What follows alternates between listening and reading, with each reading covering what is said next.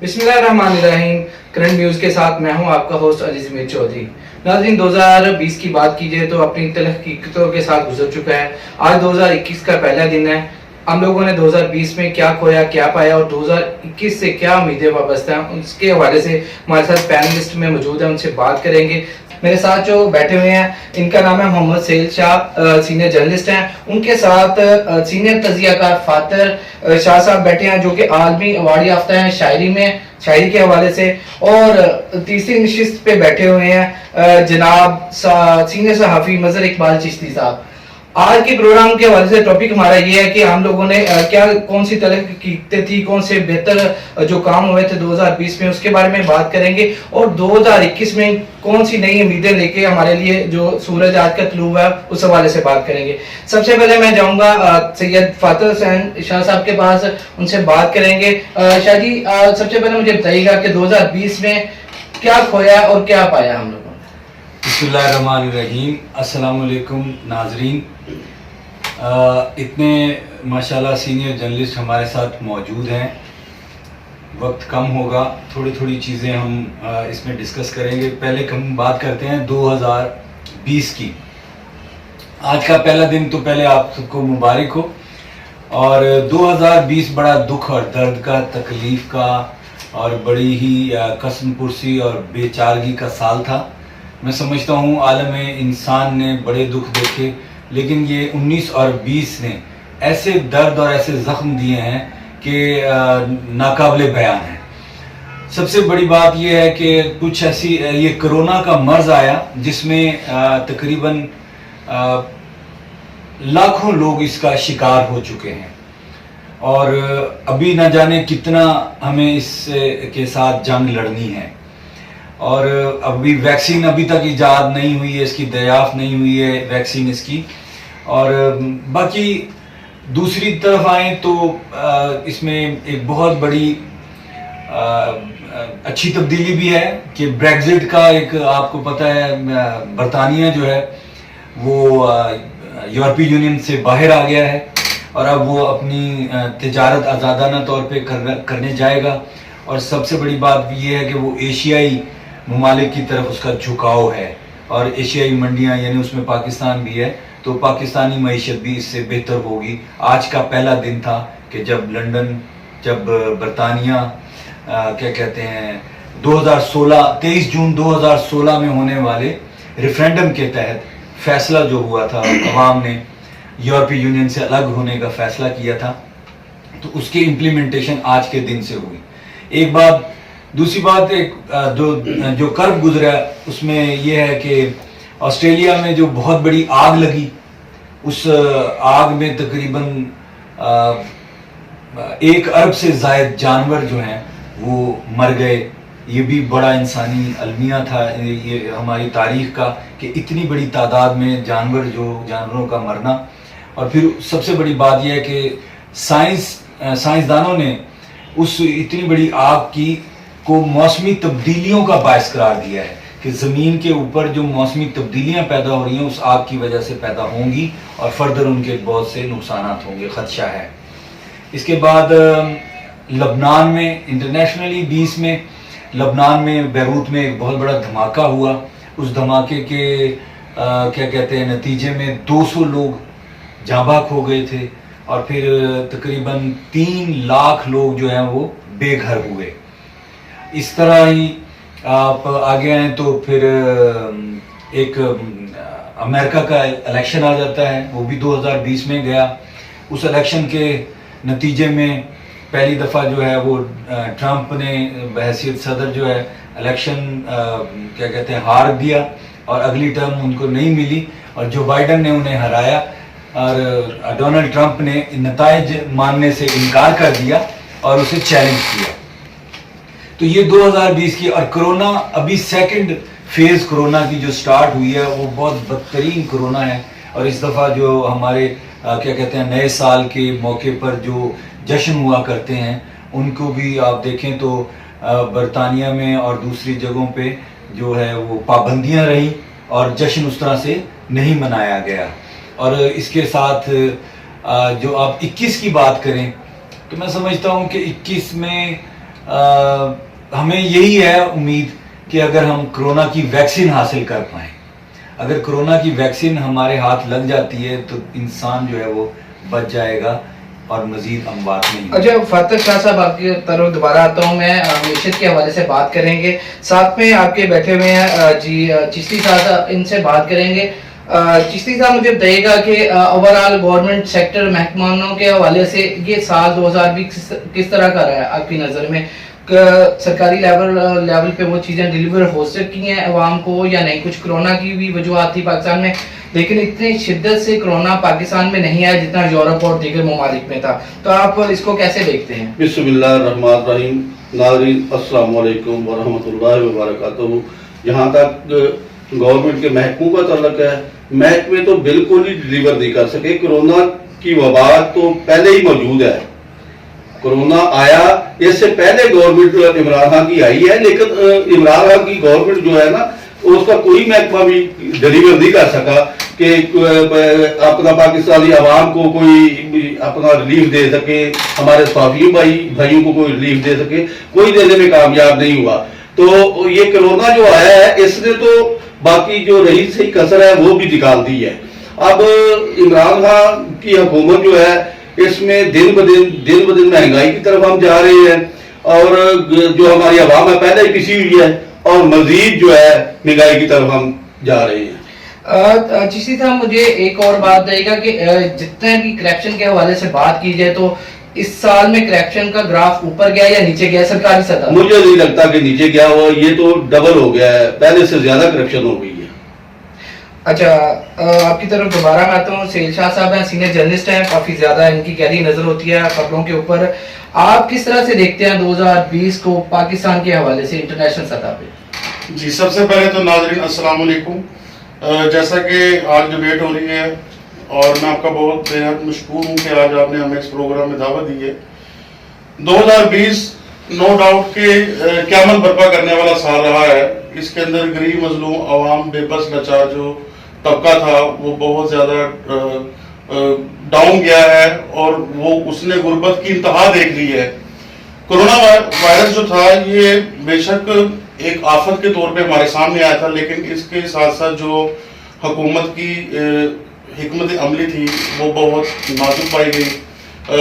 حکمت عملی تو یہ بنا دیتے ہیں لیکن اس کے اوپر امپلیمنٹیشن محکموں کی جانب سے نہیں ہو سکا، جس کی وجہ سے ہمیں آج تک 2020 کے اینڈ تک عوام بھگتتی رہی ہے. اور ابھی جیسے کہ فاتح شاہ صاحب نے بتایا کہ کرونا کی دوسری لہر ہمارے اوپر نازل ہونے والی ہے، یہ ہو رہی ہے، تو اس کے اوپر حکومت کو چاہیے کہ ایک بہترین حکمت عملی اپنائے اور اس کے اوپر امپلیمنٹیشن بھی کرائے. کیونکہ جو حکومتی رٹ قائم کرنے والے ادارے ہیں وہ بہت ساری جگہوں پہ چونکے ہیں اور انہوں نے روایتی طور کے اوپر اس معاملے کو بہت سیریس نہیں لیا، بہت نارمل سے اس کو گزارا ہے. تو میں چاہتا ہوں کہ حکومت اگر کوئی بھی پالیسی بنائے تو اس کے اوپر مینجمنٹ ٹیم ایک اچھی لگائے جو اس ایس او پیز کے اوپر امپلیمنٹیشن کروا سکے. صحافتی طبقہ جو ہمارا تھا وہ بھی آپ کے سامنے ہے، ان کے اوپر بھی بہت ساری دشواریاں آئیں. میڈیا مالکان نے ان کو جاب سے نکالا، اس حوالے سے صحافی بھی بے روزگار ہے. حکومت وقت کو چاہیے کہ صحافتی طبقے کے اوپر بھی خصوصی توجہ دے، کیونکہ یہ حکومت پاکستان کا چوتھا بڑا ستون ہے اور یہ لیکن ابھی تک عمران خان کی گورنمنٹ سے محروم ہے. ابھی عوام کی بات کی جائے، جو میڈیا طبقہ یا کوئی بھی شعبہ ہے وہ تو اس حکومت سے نالائیں دکھائی دیتی ہیں کیونکہ کافی زیادہ جو حالات ہیں برے ہوئے ہیں پاکستان کے. فاتح شاہ کی طرف چلتا ہوں میں دوبارہ. سر مجھے بتائیے گا معیشت کے حوالے سے پاکستانی جو عوام ہے اس کے آپ کس طرح کے اثرات دیکھتے ہیں جو 2020 میں گزرے ہیں اور 2021 کو کتنا پر امید دیکھتے ہیں آپ؟ اس میں علی پہلی بات تو یہ ہے کہ پاکستان ہی نہیں بلکہ پوری دنیا کی معیشت جو ہے وہ کرونا وائرس کی اس وبا نے ہلا کے رکھ دی ہے. ہر چھوٹے سے چھوٹا طبقہ اور بڑے سے بڑا کارخانہ اس میں بحران کا شکار ہوا ہے. میں سمجھتا ہوں کہ دنیا نے اکٹھے رہ کر جینے کا سلیقہ ان 2 سالوں میں سیکھا ہے. اس میں بہت سی ہم نے اچھے فیصلے بھی کیے، بہت سے برے فیصلے بھی کیے، لیکن पूरी दुनिया एक कौम बनकर सोचने के काबिल हुई है कोरोना की वबा की वजह से। मईशत बिल्कुल पहले भी पाकिस्तान की अच्छी नहीं थी, 2018 से पाकिस्तान बहुत बुरी मईशत को फेस कर रहा है, लेकिन मैं समझता हूँ कि कोरोना ने उस पर आकर जो है वो मज़ीद जो है वो कारी ज़रब लगाई है, और आज जो है वो मंडी, बाज़ार, कारखाने और तमाम कारोबारी मराकज़ जो हैं वो बुरी तरह से मुतासिर हुए हैं। दुनिया को एक मैसेज देना चाहते हैं हम आपके तवस्सुत से, इस प्रोग्राम के तवस्सुत से, कि यूरोपियन कंट्रीज़ हों, एशियन कंट्रीज़ हों, और क्या कहते हैं वस्ते मशरिक हो, मगरिब हो, कोई भी ख़ित्ता हो, जब हमारी बीमारियां एक हैं, जब हमारे अमराज एक हैं, तो फिर हमारे रहन सहन का तरीका भी एक होना चाहिए। ये बात मैं इसलिए कर रहा हूँ क्योंकि मैंने खुद अक़वाम मुत्तहिदा को एक लेटर लिखा, और उस लेटर में मैंने अक़वाम मुत्तहिदा को ये कहा कि जब फूड जो है वो आर्टिफिशियल फूड को ख़त्म किया जाना चाहिए।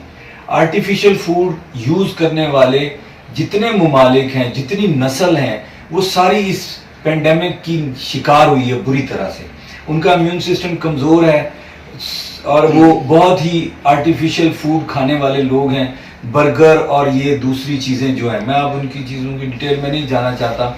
मैंने उसमें एक जुमला लिखा था, क्या कहते हैं, अक़वाम मुत्तहिदा को जो लेटर भेजा उसमें लिखा था कि जब हमारे दुख दर्द एक हैं, सांझे हैं, तो फिर हमारे रहन सहन का तरीका, यानी हमारी खुराक भी एक होनी चाहिए। जो कीड़े मकोड़े या दूसरी चीज़ें खाने वाली कौमें हैं, नस्लें हैं, वो चीज़ ना खाएं। क्यों? उनकी फूड उनको नहीं, पूरी दुनिया को अपनी लपेट में लेती है, क्योंकि हम एक घर, एक ख़ानदान, एक फैमिली की तरह से रह रहे हैं। तो मैं ये चाहूँगा कि रूल्स एंड रेगुलेशंस बनाए जाएं, इंटरनेशनल रूल्स हों, उसमें खुराक दोबारा नबाताती खुराक पे हमें जाना चाहिए।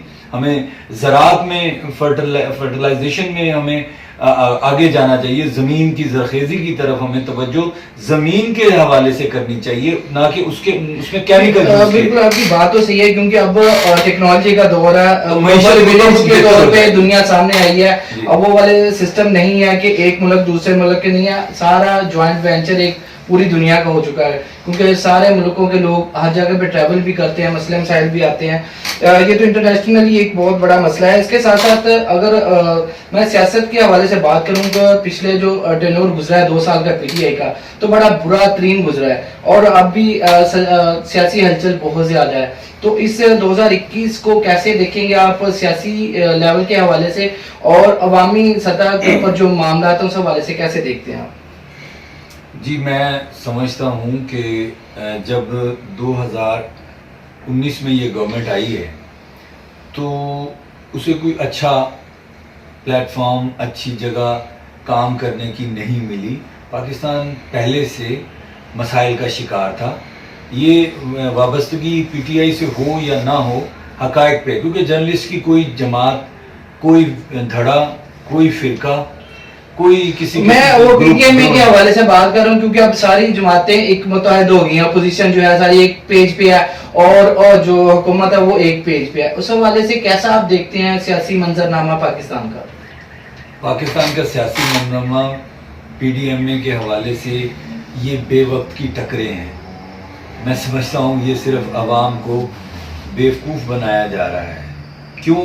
उसकी वजह ये है कि जो लोग गवर्नमेंट लेकर आए हैं वो गवर्नमेंट को घर नहीं जाने देंगे, क्योंकि उसमें उनकी भी ये सुबकी है, इसमें उनके लिए भी शर्मिंदगी का बायस है ये बात कि अगर वो हुकूमत जिसे वो दूसरों को गिरा के खड़ा कर रहे थे, अगर वही हुकूमत कोई और आके गिरा दे तो असल ताकत तो वो हुई जो हुकूमतें तब्दील कर सकें। तो हुकूमतें तब्दील करना और इस तरह से तब्दील करना कि चंद बातों पे इख्तलाफ करके, तो उसमें हाँ, अगर यही एहतजाज अपोजिशन महंगाई की वजह से اور جو کیا کہتے ہیں گورنمنٹ کی جو ناقص پالیسیوں کو لے کر اگر احتجاج کرتی تو اس کا رزلٹ عوام سڑکوں پہ آتی اور ساتھ دیتی.